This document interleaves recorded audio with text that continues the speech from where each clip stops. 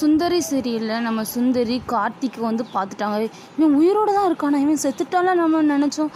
அப்போ சித்தர் சொன்ன வாக்கு இதுதானா, நீ பிரச்சனைலாம் முடிஞ்சிட்டு நினைஞ்சிட்டு இருக்க சுந்தரி, உனக்கு இனிமே தான் பிரச்சனையே இருக்குது அப்படின்னு சொல்லிட்டு அந்த சித்தர் சொல்லியிருப்பார் இல்லையா. இப்போ கார்த்திகை பார்த்த உடனே நம்ம சுந்தரிக்கு அதான் வருது.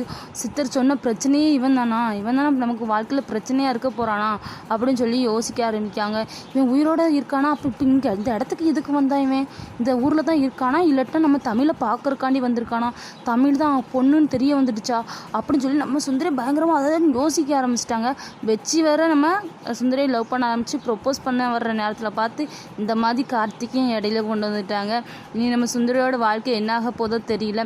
சுந்தரியும் வெச்சியை கொஞ்சம் லவ் பண்ணுற மாதிரி கொஞ்சம் மனசு வந்து கொஞ்சம் மாற ஆரம்பித்தாங்க. இந்த நிலைமையில் கார்த்திகையும் காமிச்சிட்டாங்களா, அவ்வளோந்தான் போச்சு. நம்ம சுந்தரி இது வரைக்கும் அவன் வாழ்க்கைக்காக வாழ்ந்ததே கிடையாது. தன் குடும்பத்துக்காகவும் தான் முன்னேறணும் அப்படிங்கிறதுக்காகவும் அப்புறம் அணுக்காகவும் தமிழுக்காகவுமே வாழ்ந்துட்டாங்க. இனி தனக்குன்னு வாழணும் அப்படின்னு நினைக்கிற நேரத்தில் பார்த்து இந்த கார்த்திக் வந்துட்டாங்க. இனி நம்ம கார்த்தி வந்து எப்படியும் சுந்தரிக்கு நிறைய இடைஞ்சல்கள் மட்டுமே தான் கொடுப்பாங்க. அது நமக்கு தெரிஞ்ச விஷயம் தானே. முந்தி சேர்ந்து இருக்கும் போச்சுல அவ்வளோ இடைஞ்சல் கொடுத்தாரு, இப்போ சொல்லவா வேணும்.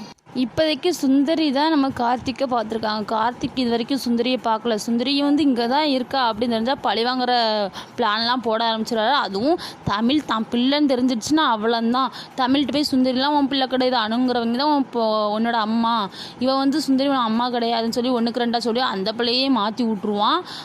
என்னதான் ஆக போதோ தெரில. தமிழுக்காக தான் நம்ம சுந்தரி வாழவே செய்கிறா. அணு வந்து குழந்தையாக இருக்க பட்சத்தில் தமிழை வந்து கையில் கொடுத்துட்டு இது உன் பிள்ளையாக நினச்சி நீ பார்த்து வளர்த்துக்கோ அப்படின்னு சொல்லி கொடுத்துட்டு போயிருப்பாங்க நம்ம அணு.